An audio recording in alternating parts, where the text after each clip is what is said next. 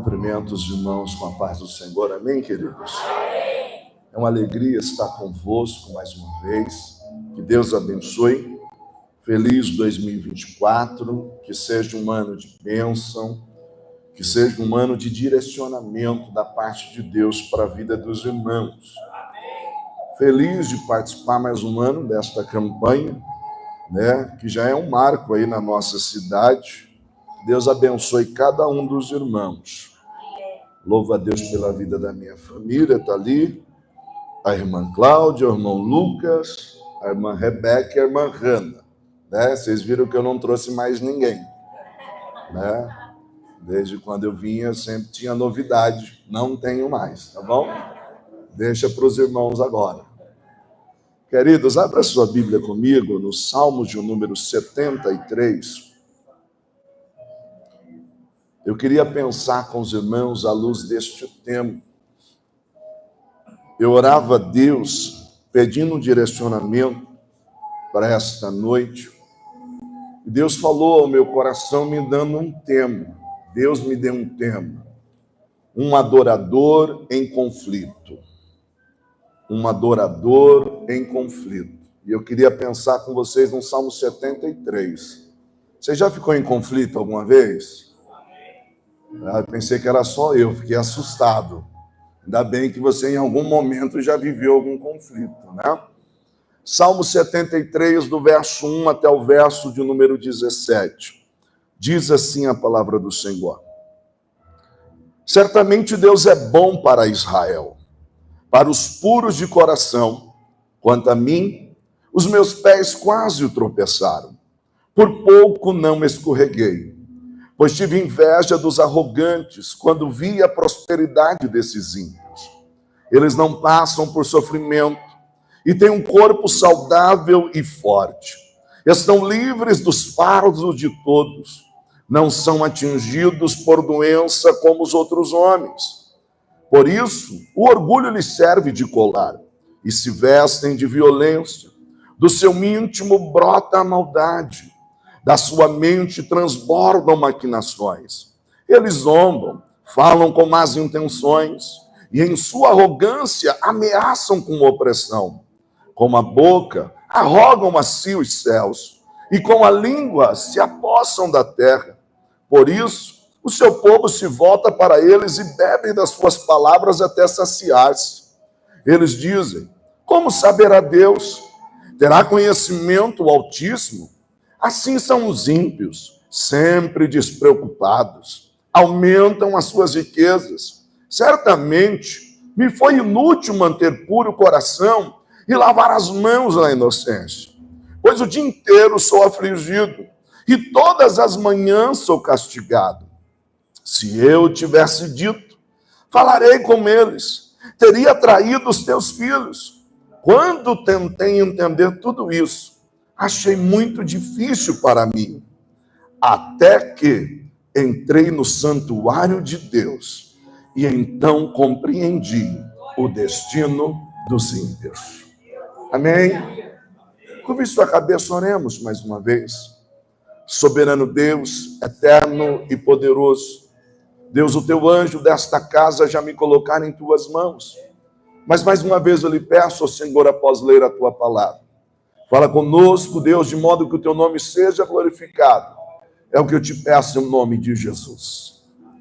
Eu disse que queria pensar convosco, regido pelo tema, um adorador em conflito. Vou contar até 3, vou pedir para você repetir, tá bom? Você sabe que eu faço isso. Por quê? É só para você gravar aquilo que foi pregado aqui nesta noite. Tá bom? No 3, um adorador em conflito, tá?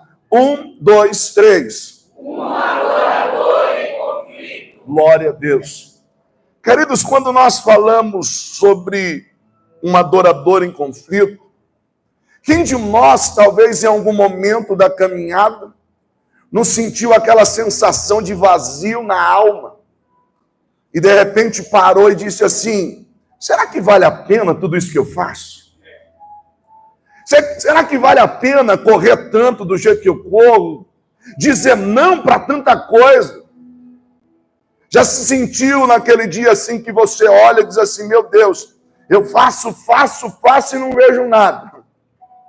Fulano ali, ó, não quer nada com Deus. E olha o que ele posta no Face, olha o que ele põe no Instagram, a vida dele está melhor que a minha. O texto que eu li vai nos trazer a narrativa de um homem que nós podemos chamar de adorador. Na verdade, o livro dos Salmos são os louvores de Israel. Os Salmos é um conjunto de 150 cânticos, dividido em 5 livros. É interessante porque nos Salmos não é Deus que fala ao homem, mas é o homem que fala a Deus. Embora toda a Bíblia seja infalível e inerrante palavra de Deus, nos Salmos parece que em algum momento Deus permite que a alma do homem seja exposta. João Calvino diz que a função dos Salmos é revelar o coração do homem. Observe que você lê alguns Salmos e parece que o salmista está um tanto irritado. Ele grita, ele diz: Deus, até quando? Deus, eu não aguento mais, a minha cama está molhada de tanto chorar. Você observa que nos Salmos, parece que o salmista, às vezes, ele clama por vingança. E às vezes você olha e diz assim: nossa, olha o que ele está falando aqui. Mas verdade é que nos Salmos, o homem fala a Deus. Escute, quem fala a Deus não tem lugar para hipocrisia. Quem fala a Deus não tem lugar para fingimento. A gente é tolo quando a gente pensa que o fato da gente orar bonito vai agradar a Deus, sendo que, na verdade, o próprio salmista diz: ainda a palavra não me chegou à boca, o Senhor já conhece. Então, quando você vai orar, é em vão. Quando às vezes a gente diz assim: deixa eu dar uma impressionada. Ó magnânimo Deus, que a apoteose da tua glória nos envolva nesse conclave espiritual. Aí Deus olha para mim e diz assim: te conheço. Sei que você não está com essa bola toda. Sei que você não é tudo isso, ainda que você esteja fazendo essa cara de vaso. A gente faz cara de vaso, não faz? Aí o pregador disse assim: vira por mão do lado e fala alguma coisa. Você faz aquela cara de profeta assim, mas Deus sabe como é que está aí dentro. Pastor, por que o senhor está dizendo isso? O Salmo 73 é um salmo que é atribuído à família de Asaf. E a pergunta que cabe é: quem era Asaf? Asaf, queridos, cujo nome significa Deus reúne, Deus ajunta ou Deus recolhe. Asaf foi separado por Deus a partir da orientação que Davi tem do Espírito Santo para dividir os levitas em 24 turnos. Asaf foi escolhido para estar à frente do coro, juntamente com Etã e Emã. É interessante porque quando você estuda a história do Asaf, quando o templo de Salomão foi inaugurado, o Asaf era o regente mor, era o cara que estava à frente. Mas parece que, por um momento, o Asaf não está legal. Parece que em algum momento da sua caminhada, o Asaf está, como acontece, não aqui na igreja, nem aqui no Brasil, mas nas igrejas bem distantes. Aquele dia que você vem para o culto porque, nem sei se eu vou, se eu não vou. Graças a Deus aqui não acontece, não é verdade? Olha que fé, o pastor tem fé e glória a Deus por isso. O Asaf não está muito legal. E aí a gente olha para o texto, o Asaf começa o Salmo 73 dizendo assim: olha, certamente Deus é bom para com Israel, para com os que são puros de coração. Aí ele diz assim: mas quanto a mim, os meus pés quase se desviaram. Faltou pouco para que eu não caísse. Parece que o Asaf não está muito bem. E aí quando eu olho para o texto, eu quero pensar hoje com você sobre alguns erros que um adorador pode cometer quando ele está em conflito. Talvez você nunca cometeu nenhum desses, mas eu já cometi. O primeiro erro que eu quero pensar com você, que um adorador em conflito às vezes comete é esquecer quem ele é em Deus. Pastor, como assim? Ele está dizendo, certamente Deus é bom, e ele não nega isso. Aí ele diz assim, Deus é bom para os que são puros. Mas quanto a mim, você sabe o que acontece? O Asaf, ele tinha um currículo invejável. O Asaf ocupava uma posição de honra. Mas parece que naquele dia ele não está bem. E aí, de repente, quando a gente não está bem, a gente esquece quem a gente é. E o pior, a gente esquece quem a gente é em Deus. Pastor, como assim? Queridos, estar onde Asaf estava não era para quem queria. Estar onde Asaf estava não era para quem podia pagar. Estar aonde Asaf estava não era se o seu pai era rico ou não. Estar onde Asaf estava tinha que estar dentro de um propósito eterno. Por quê? Porque para ser levita tinha que nascer na família de levita. Então, ou seja, propósito é a razão pela qual nós existimos ou fomos criados. Então, quando Asaf nasce, já nasce com um propósito. Enquanto Asaf está sofrendo com a baixa autoestima, tem alguém olhando dizendo assim, como eu queria estar onde ele está, como eu queria fazer o que ele faz, como eu queria estar na família que ele está. Pastor, o que o senhor quer dizer? Talvez você entrou hoje aqui e não está muito bem, mas deixa eu lhe dizer, lembra quem você é, olha onde Deus te colocou, olha o que Deus tem feito sobre a tua vida. Você sabia que tem gente que talvez daria tudo para ter o que você tem? Mas eu não vim aqui te acusar. Eu vim aqui para lhe dizer que tem fases na nossa vida que é difícil.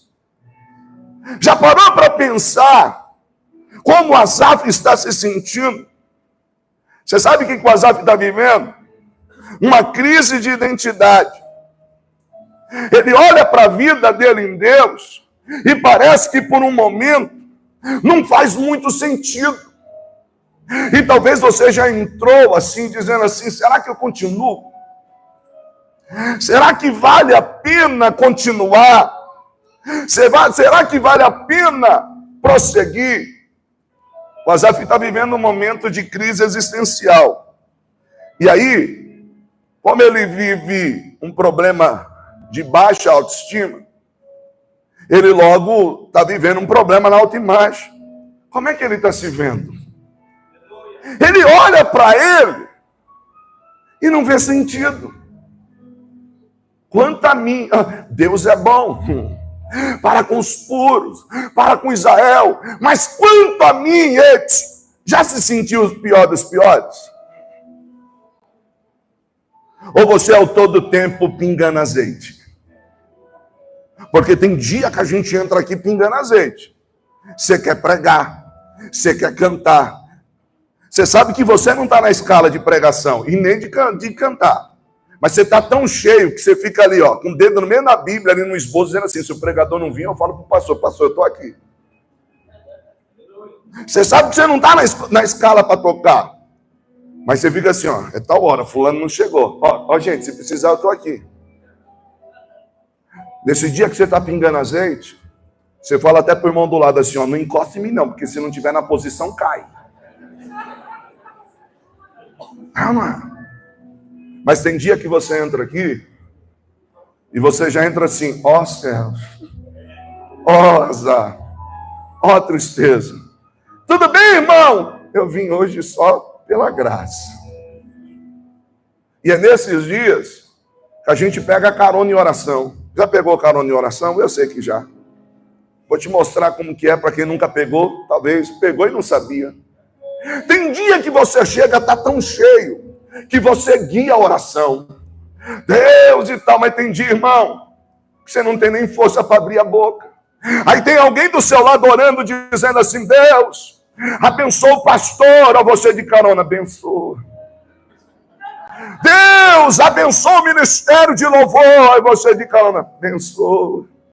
Deus, abençoa o ministério infantil, a você de carona, abençoa. E quando eu cito o teu nome, Deus abençoe o irmão Anderson. Jesus, o Senhor sabe quanto eu preciso. Tem dia que a gente não está bem. O Asaf é um adorador em conflito. Ele está dizendo, quanto a mim, parece que ele é o pior dos piores. Sabe, um sentimento de que, poxa, eu não sei o que eu estou fazendo aqui. E aí o Asaf, como um adorador em conflito, vai cometer um segundo erro. Qual é o segundo erro que um adorador em conflito pode cometer? Usar a linguagem comparativa. Quer ver algo que te judia?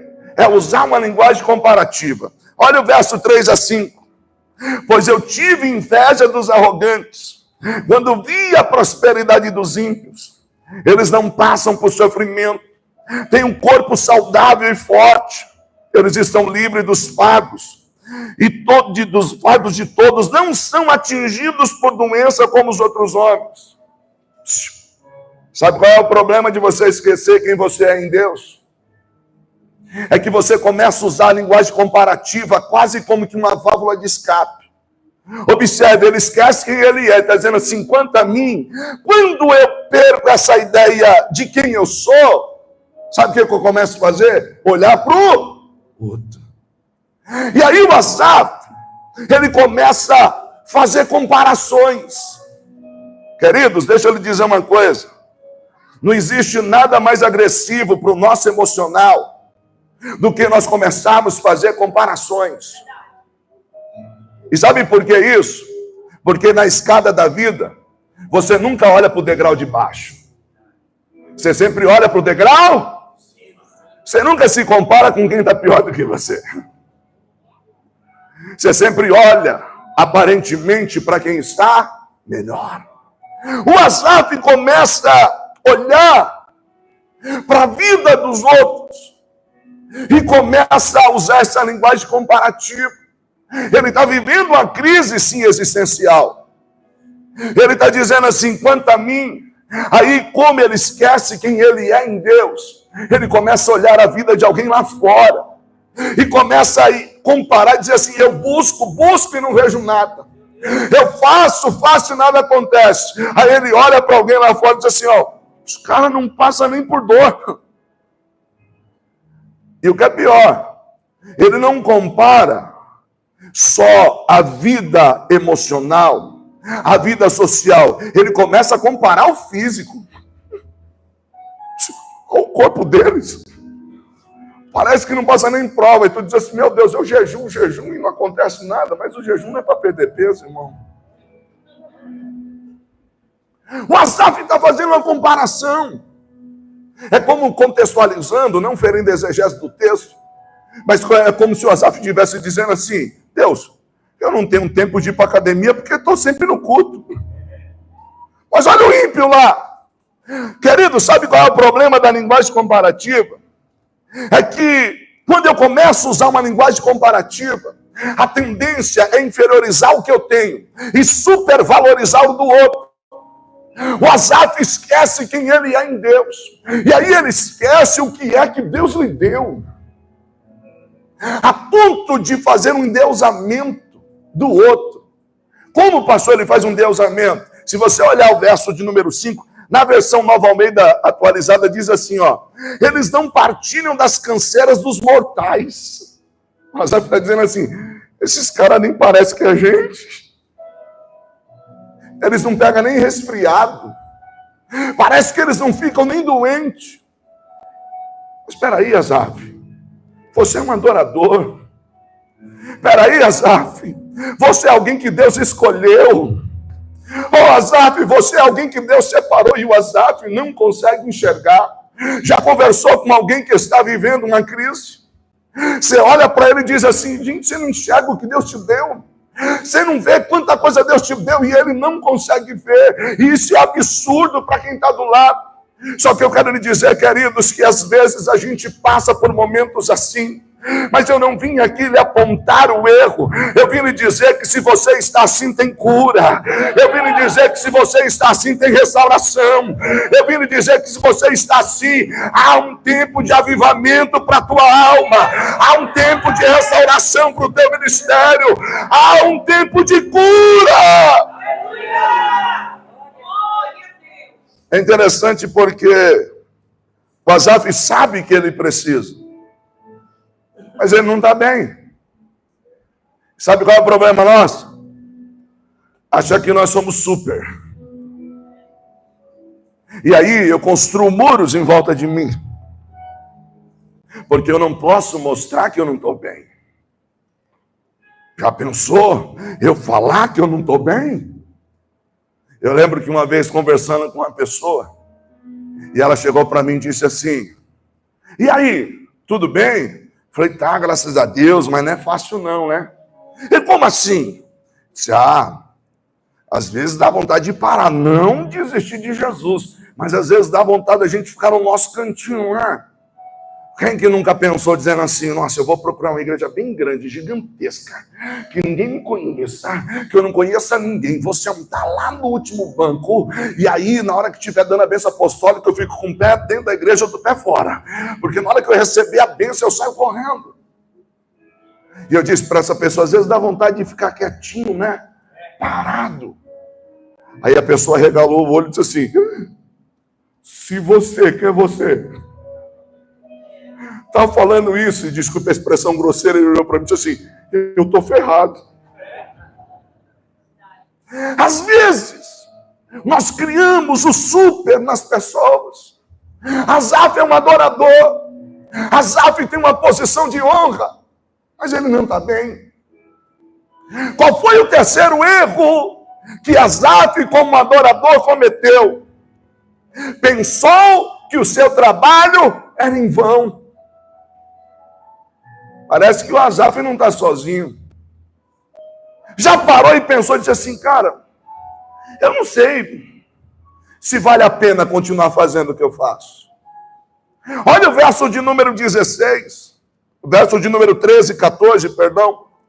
No verso 13 ele diz assim, certamente me foi inútil manter puro o coração e lavar as mãos na inocência, pois o dia inteiro eu sou afligido e todas as manhãs eu sou castigado.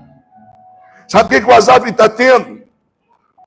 Ele está achando que não faz sentido o que ele faz. Sabe qual é o perigo de você esquecer quem você é em Deus? Sabe qual é o perigo de você começar a usar uma linguagem comparativa? É que não vai demorar muito e aquilo que você faz perde o sentido. O Asaf está olhando e está dizendo assim, certamente foi inútil. Porque eu faço e eu não vejo nada mudar. Parece que quem não leva as coisas a sério como eu levo, está melhor do que eu. Lá na faculdade, eu tento levar as coisas de Deus a sério, mas eu sou excluído. Lá na empresa, eu procuro fazer o que é direito, e parece que eu estou na prova. O Asaf está começando a olhar para as suas mãos e pensar, o que eu faço não faz sentido. Ele começa a sentir uma sensação de inutilidade. E sabe por que ele começa a sentir isso? Porque, irmão, ele olha e diz assim, o ímpio maquina, zomba, apronta, fala contra Deus e nada acontece com ele. Aí no verso 16 ele diz assim, se eu só pensasse em fazer o que eles fazem, o chicote ia estrolar para o meu lado. Você já percebeu que nem para pecar mais tu serve? Nem para pecar mais tu serve. Porque quando tu está revoltado da vida e vai pecar, alguém vai dizer assim, você é crente, ó, o que você está fazendo aqui? Sai daqui. Já era. Deus não abre mais mão de você. Deus não abre mão de você. Você pode até contar piadinha, a galera vai olhar assim, nossa, você falando isso, você é crente. Não faça isso, irmão. Faz me lembrar de um testemunho. Diz que pastor estava revoltado e disse assim: eu cansei, estou fazendo tudo certo. Ele estava na crise de Asaf. Eu estou fazendo tudo certo e nada acontece. Ele disse assim: sabe o que eu vou fazer? Eu vou enfiar o pé na jaca de vez. Aí ele olhou e disse assim: tem um bordel ali, eu vou lá, estou nem aí. Aí ele se preparou e disse assim: eu vou enfiar o pé na jaca e acabou. Porque para mim é inútil continuar. Eu não estou sentindo nada. Disse, quando ele entrou na porta, tinha uma dançarina, olhou para ele e começou a chorar. Você não acredita, pastor? O senhor teve coragem de vir até aqui para me buscar? Nem para pecar mais tu serve. Mas por quê? Porque Deus não abre mão de você. Oh, querido, eu não sei como é que você está esses dias, mas eu vim aqui para lhe dizer que a promessa na tua vida ainda está de pé. O chamado que Deus tem com você ainda está de pé. O Deus que te chamou, o Deus que te separou, o Deus que te escolheu, está lhe dizendo nesta noite: eu não abro mão de você, eu não abro mão de você. Me ajuda a pregar. Olha para alguém e diz assim: ó, Deus não abre mão de você. Diz para ele: Deus não abre mão de você. Irmãos, é interessante porque Asaf, como adorador em conflito, ele vai cometer um quarto erro. Qual é o quarto erro que o Asaf cometeu? Ficou tentando entender. Você já ficou tentando entender? Sim, Deus, eu não entendo. Senhor, por quê? Por quê? Olha o verso 16. Quando eu tentei entender tudo isso, achei muito difícil para mim. Cara, se o Asaf achou difícil entender, estava lá, Joel, lá na inauguração do templo. O cara viu a nuvem da glória vir, encheu o templo, e os sacerdotes não poder ficar de pé. Esse mesmo homem está dizendo: Deus, eu estou tentando entender e não consigo. Queridos, embora nós sofremos buscando respostas, eu preciso lhe dizer que tem coisa a gente não vai entender. E ficar remoendo isso vai ser pesado demais. Deus, por quê? Porque a gente sofre, irmão, tentando entender. E Deus nos chamou para confiar, mesmo se não estiver entendendo. Eu gosto de entender as coisas. Os meus filhos falam que eu sou chato, porque aí eles usam expressão, eles falam alguma coisa, eu falo assim: da onde que veio? Eu quero cavar, eu quero saber a origem. Às vezes a Cláudia fala assim: Anderson, deixa de ser chato, não tem um porquê. Eu falo: não, tem que existir um porquê. Então eu vou cavar, eu quero buscar. E aí tem hora, sabe aquela hora que o casal conversa, todo mundo dormiu, né? Aí a hora que um do lado do outro assim: tá dormindo já? Não, por quê? Principalmente homem. E às vezes eu falo para ela assim: Cláudia, eu não entendo. Posso te falar um negócio? Assim, pode falar. Eu falei: vou falar para você, porque eu não sei se eu posso falar qualquer um, mas eu não entendo. Eu estou brigando com Deus e eu não entendo o porquê disso. Eu não entendo o porquê daquilo. E sabe qual que é a resposta dela para mim? Anderson, ficar tentando entender é pior. O Asaf está querendo entender. E ele está dizendo: está pesado. Quando eu olho para o texto bíblico, quando eu olho para a narrativa bíblica, eu enxergo outros personagens que não entenderam tudo. Deus chama Abraão e diz: Abraão, sai da tua terra, da tua parentela, da casa dos teus pais, para uma terra que eu lhe mostrarei, para ser pai de uma grande nação, com uma esposa que é estéril. Senhor, para onde nós vamos? Eu vou te mostrar. Não, mas eu quero saber. Não, Abraão, vai andando comigo. Que a cada passo que você der, eu vou confirmando. Que a cada passo que você der, eu vou orientando. Deus, mas eu já queria entender tudo. Você não vai entender tudo. Mas o que eu posso lhe dizer é que eu estarei convosco todos os dias da sua vida. Você acha que o Noé entendeu tudo? Faz aí uma arca, que eu vou mandar chuva. Senhor, só uma pergunta. O que é a chuva? O texto de Gênesis diz que brotava da terra um vapor que regava. Ele não entendeu tudo. Você acha que o José entendeu? Tendo os sonhos que teve, sendo vendido pelos seus próprios irmãos. Talvez quando ele está sendo vendido àquela caravana como escravo. O José está dizendo assim, Deus, eu queria entender. Porque o sonho que eu tive não entra em conexão com o que eu estou vivendo hoje. Aquilo que o Senhor me falou parece que não se encaixa dentro da minha realidade de hoje. E mesmo que José não entendesse, Deus está olhando e está dizendo assim, José, fica tranquilo, você não está entendendo, mas a caravana está no destino certo. José, você não está entendendo, mas a caravana está indo para uma terra, e quando você chegar lá, você vai entender que o projeto que eu tenho sobre a tua vida é maior. O que você vive hoje não define onde você vai estar. O que você vive hoje não define aonde Deus vai te colocar. Mas sabe qual é o seu problema e o meu? Querer respostas. Deus, eu não estou entendendo. Asaf também não entendeu. Agora eu fiquei mais tranquilo. Depois que Deus me deu essa mensagem, eu disse, glória a Deus. Porque quando eu fico sem entender, aí eu falo assim, mas Asaf também não entendeu.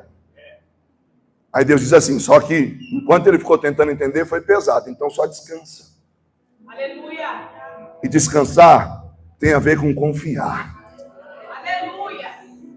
Lembra daquele louvor do David Killa, quero ser como criança, te amar pelo que é, voltar à inocência? Aleluia. Eu sempre uso isso como exemplo, porque eu e a minha família sempre tivemos nessa jornada junto.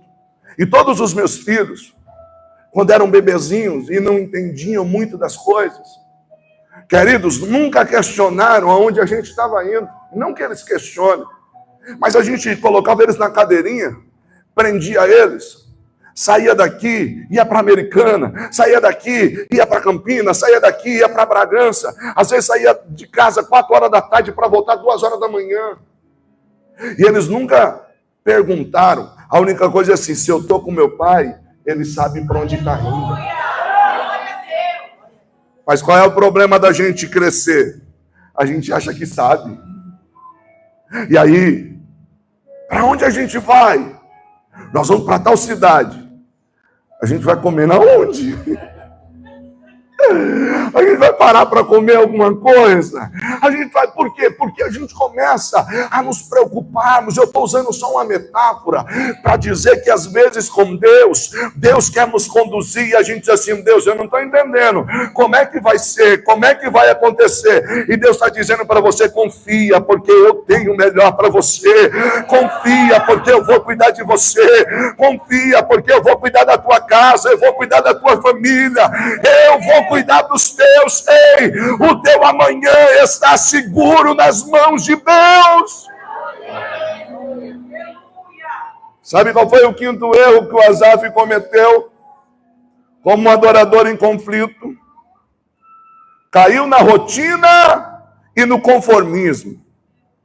A gente cai nisso? Cai.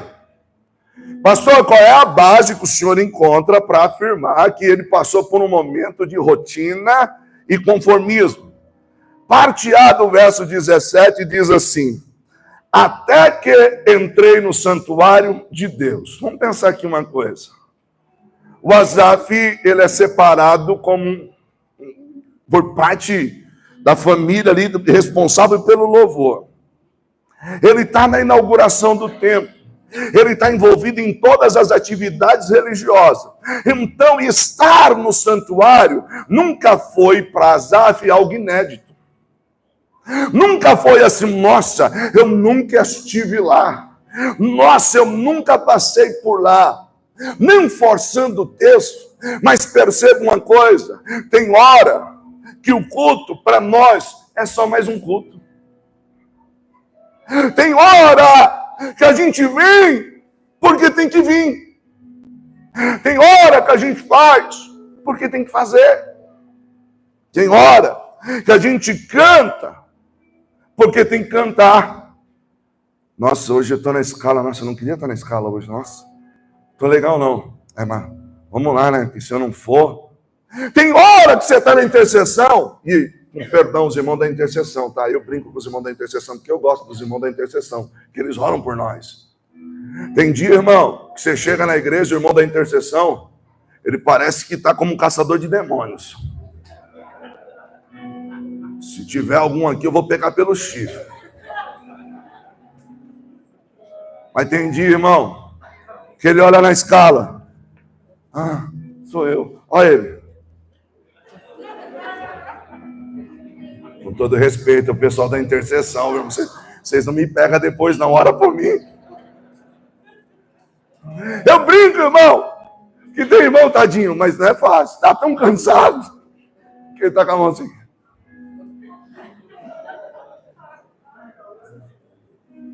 Queridos, sabe qual é o perigo nosso? É que quando as coisas caem na rotina e no conformismo, é interessante porque às vezes a gente olha para alguém e vê alguém naquela pegada e a gente diz assim, ó, que benção, primeiro amor, eu também já fui assim. E por que mudou? E por que parou? Sabe, quando a gente entrava na igreja, independente de quem iria pregar, a gente queria ouvir Deus. Independente do hino que está sendo cantado, a gente não sabia cantar ele inteiro. E a parte que a gente não sabia, a gente fazia nananã. Mas estava adorando. Mas aí parece que por algum momento, a gente começa a fazer as coisas porque tem que fazer. A gente começa a ir porque tem que ir. E escute, ter uma rotina não é o problema. A rotina é boa, ela não é ruim.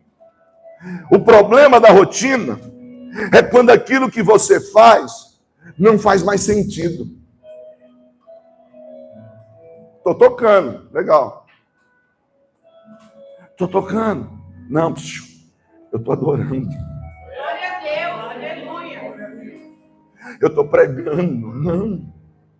A gente não escolhe mensagem para mexer com o povão. A gente não dá saudação para fazer nome de ninguém. A gente fala aquilo que Deus mandou falar. A gente canta aquilo que o Espírito Santo nos pediu para cantar. Glória a Deus. Eu lembro que uma vez a Cláudia, ela era dirigente da liderança do louvor, dos jovens. E alguém chegou para ela e disse assim, ô Cláudia, põe aquele hino. Todas as igrejas estão cantando, é o hino da moda. Aí a Cláudia falou, você me perdoa? A gente não canta porque é da moda. A gente dobra o joelho e pede a Deus o que é para cantar. A moça olhou e disse assim, não, mas todo mundo está cantando. Não é porque todo mundo está cantando, eu vou cantar. É porque quando se entende que é um adorador, é direcionado pelo Espírito, o Espírito toca e diz, é isso que você vai pregar, é isso que você vai cantar, você vai levantar a mão, é isso que você vai declarar sobre a minha igreja, e eu quero declarar sobre a tua vida, vida no Espírito, avivamento, restauração, cura.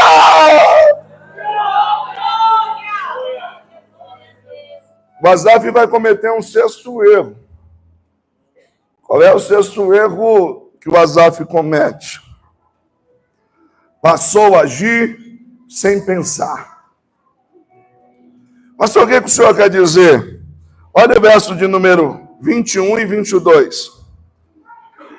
Quando meu coração estava amargurado, e no íntimo eu senti inveja, agi como insensato e ignorante. a minha atitude para contigo era como de um animal irracional. O Asaf está agindo sem pensar. Pastor, o que o senhor quer dizer? Ele está no piloto automático. É o bateu, levou. Eu faço, estou aqui. E às vezes a gente está no piloto automático. A gente não tem a consciência plena, ou seja, o estado pleno. O que eu estou fazendo aqui? O que eu falei mesmo? Quando a gente está no piloto automático, você acabou de fechar a porta de casa, aí você entrou no carro e você para assim, aqui saindo pensando em outra coisa. Então eu estou sempre no piloto automático. O que isso tem a ver com a nossa vida de adoração simples? Eu estou aqui e estou dizendo assim, hoje é segunda, que dia é hoje do mês? Nossa, hoje é dia 17, nossa, meu Deus, dia 21, nossa, amanhã tem que pagar um boleto, Jesus tem misericórdia. Mas eu estou aqui. O Asaf, ele está dizendo, quando eu estava emocionalmente mal, eu agia sem pensar. Eu fazia sem ter a consciência do que eu estou fazendo. E você parou para pensar, aonde é que você está? Você já parou para ter a consciência da oportunidade, o privilégio que Deus te deu? Pastor, como assim?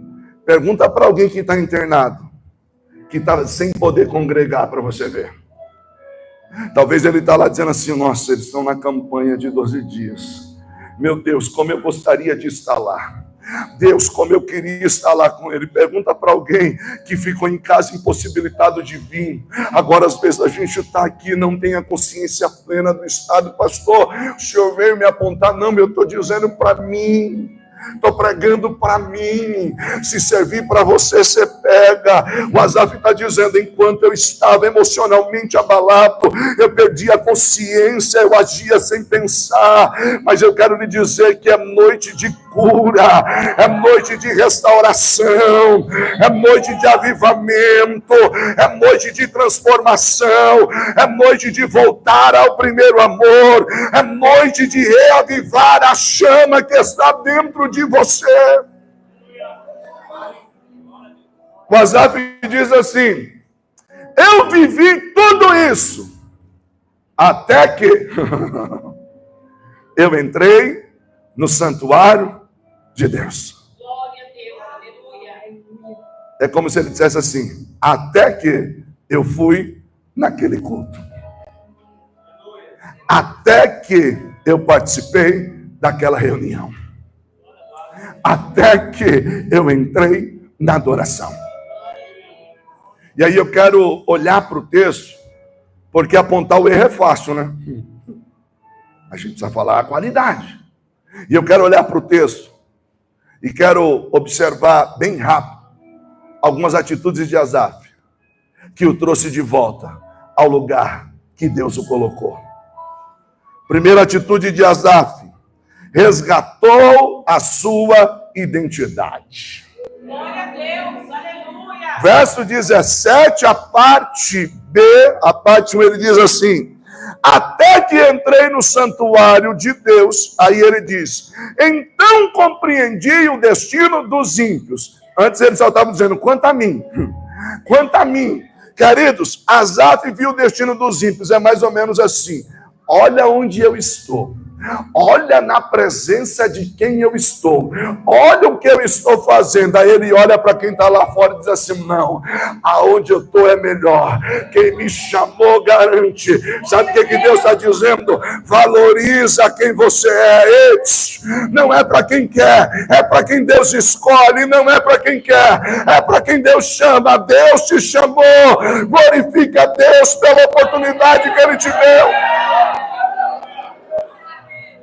Tem alguém olhando para Asaf dizendo assim, Asaf, se eu tivesse o que você tem.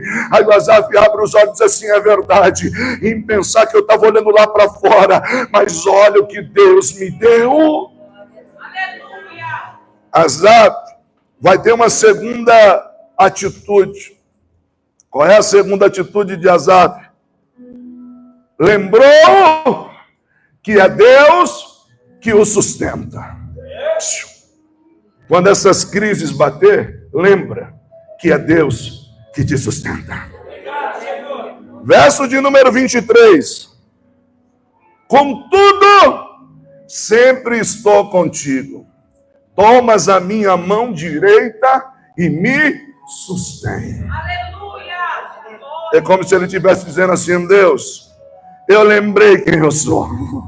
Então vamos fazer um negócio. Segura na minha mão, porque tem hora que dá vontade de parar. Segura na minha mão, porque tem hora que dá vontade de desistir. E eu vim aqui para lhe dizer que Ele é o Senhor teu Deus, que te toma pela tua mão direita e te diz: não temas, porque eu te ajudo, meu irmão. É Deus que te sustenta, é Deus que te ajuda. Foi Deus que te escolheu.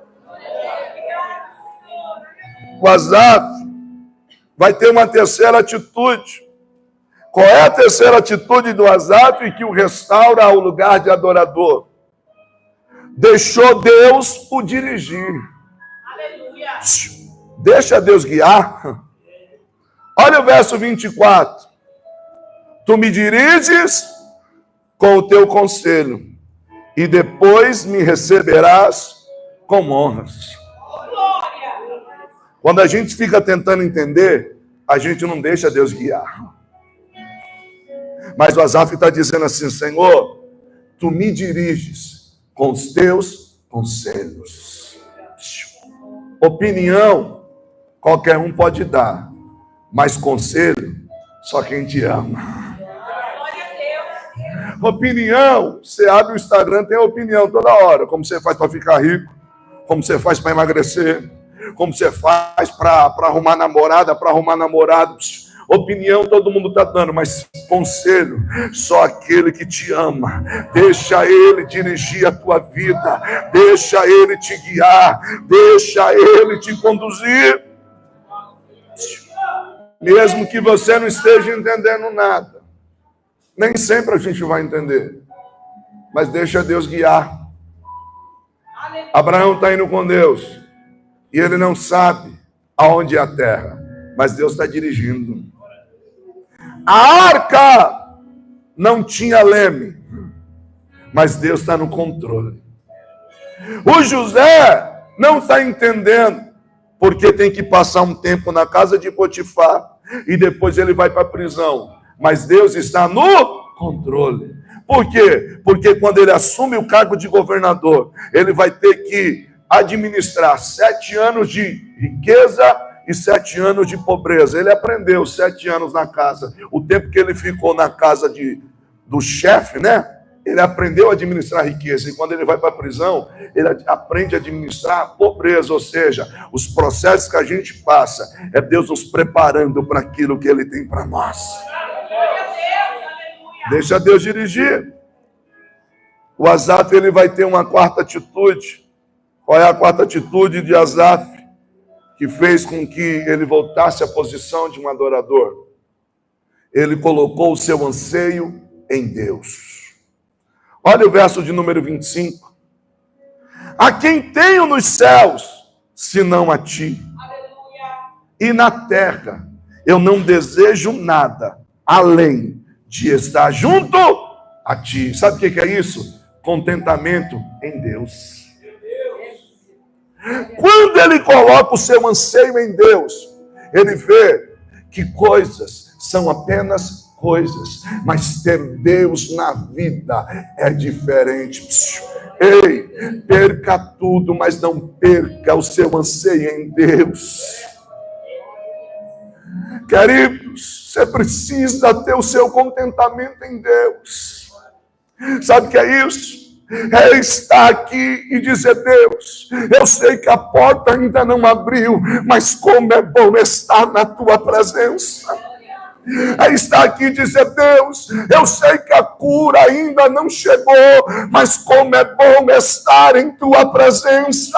Deus, aquilo que eu esperava como milagre ainda não veio, mas não existe nada que eu deseje mais do que estar na tua presença.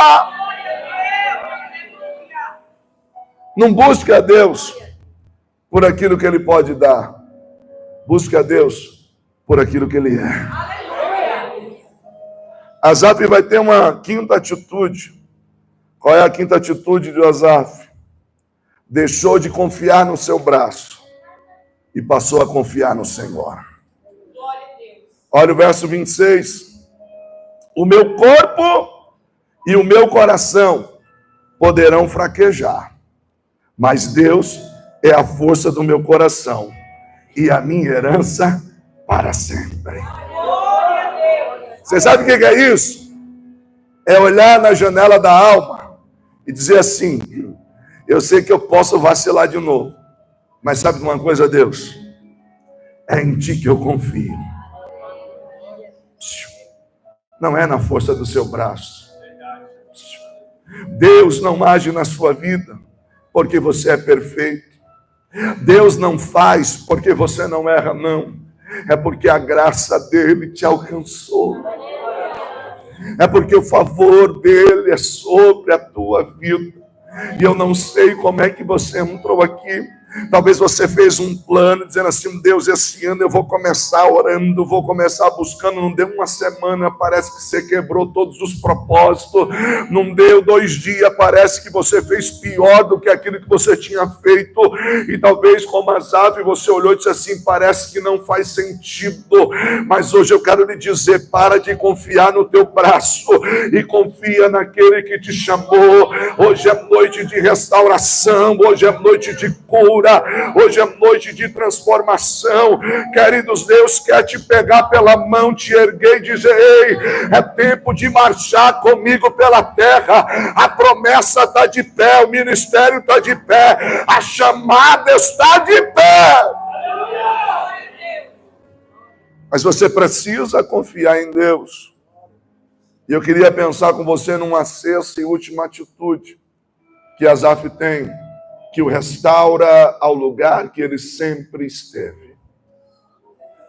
Buscou a presença. No dia que você não estiver bem, corre, vai buscar a presença.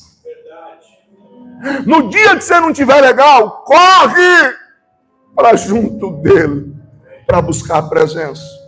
Olha o verso 27 e 28. Diz assim: os que te abandonam, sem dúvida, perecerão. Tu destróis todos os infiéis. Mas para mim, bom é estar perto de... Perto de quem? Ele está dizendo assim: sabe o que é bom? É quando eu tenho a presença. Aí ele diz: fiz do soberano Senhor o meu refúgio. Proclamarei todos os teus feitos. Não adianta estar de corpo presente se não tem a presença. Pastor, como é que eu faço para buscar a presença? Sabe qual é o nosso problema? A gente acha que Deus só está presente quando a gente está sentindo os arrepios. A gente acha que Deus só está presente quando você está profetizando ou falando em línguas. Mas mesmo que você não esteja sentindo nada, vai lá para os pés dele. Tem hora que a gente vai e só chora. Tem hora que a gente começa a orar e começa a dormir, não é? Mas você está lá. Outro dia eu pensei que eu tinha orado muito, ajoelhei, era 11h30. Acordei, era 5 horas da manhã. Acho que Cláudia pensou, disse assim: ele deve estar no mistério profundo. E estava, era muito profundo. Que quando eu despertei, onde eu estou? O que eu estou fazendo aqui? Mas você já pegou seu filho no colo e começou a brincar com ele e de repente ele dormiu? Você jogou ele no chão? O que você fez com ele?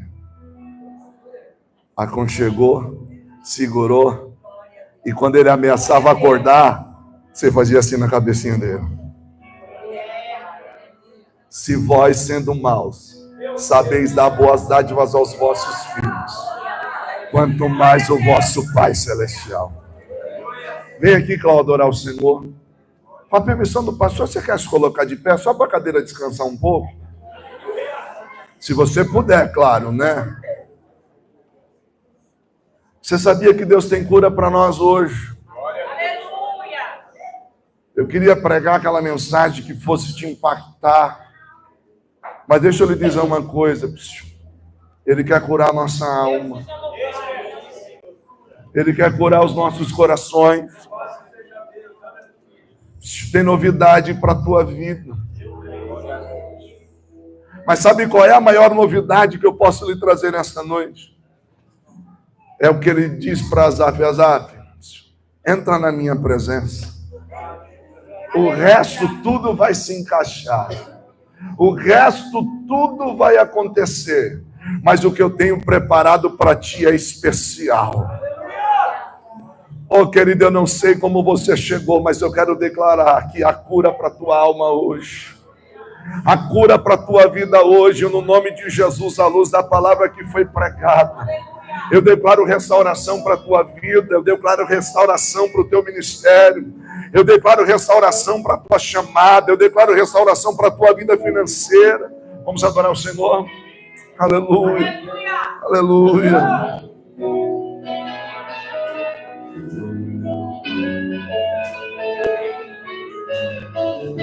Aleluia. Ó.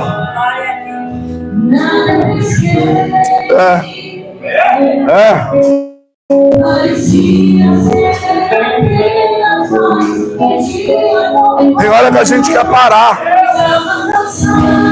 Sem força. Oh Deus. Ó. Decidida, larga tudo. Já ficou assim? Oh!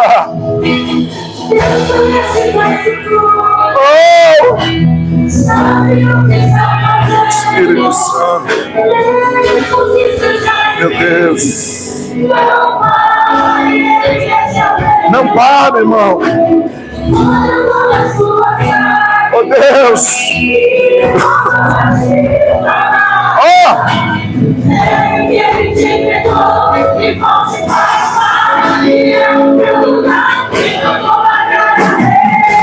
Ei, Asaf! Hoje tem cura para tua alma.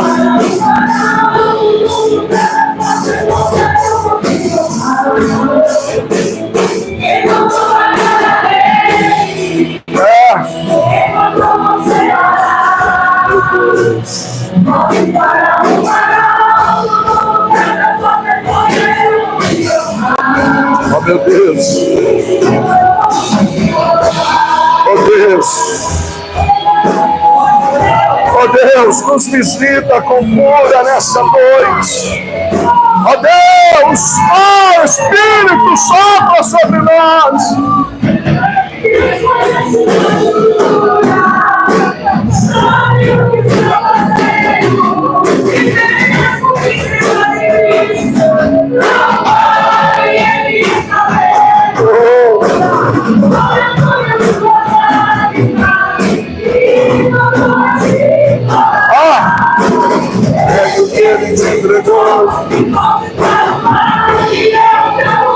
Me mandou largar a rede. Não para! Pode parar o varal. Ei, não é hora de parar! Não é hora de parar!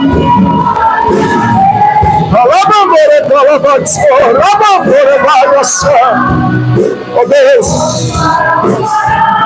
Oh Deus, vem com a tua glória! Vem com a tua glória, oh Deus!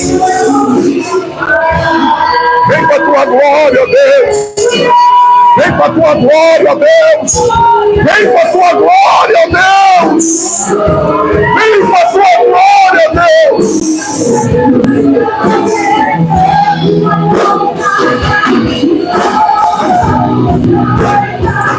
Oh Deus!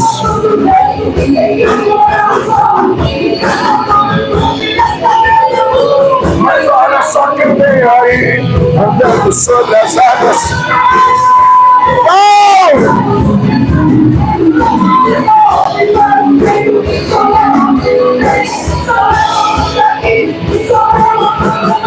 Sou eu, sou eu, sou eu.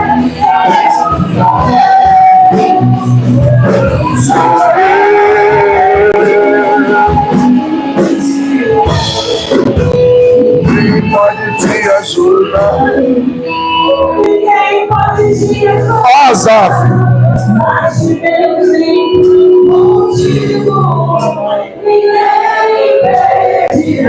De novo, ninguém pode te ajudar. Ninguém pode te ajudar. Ninguém pode te... Aponta para alguém. O quê? Ninguém vai impedir.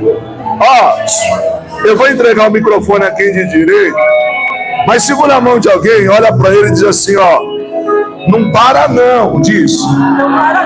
Deus te chamou como adorador. Mesmo que você não esteja entendendo, continua. Você crê nisso? Você crê nisso? Aplauda Jesus que ele merece.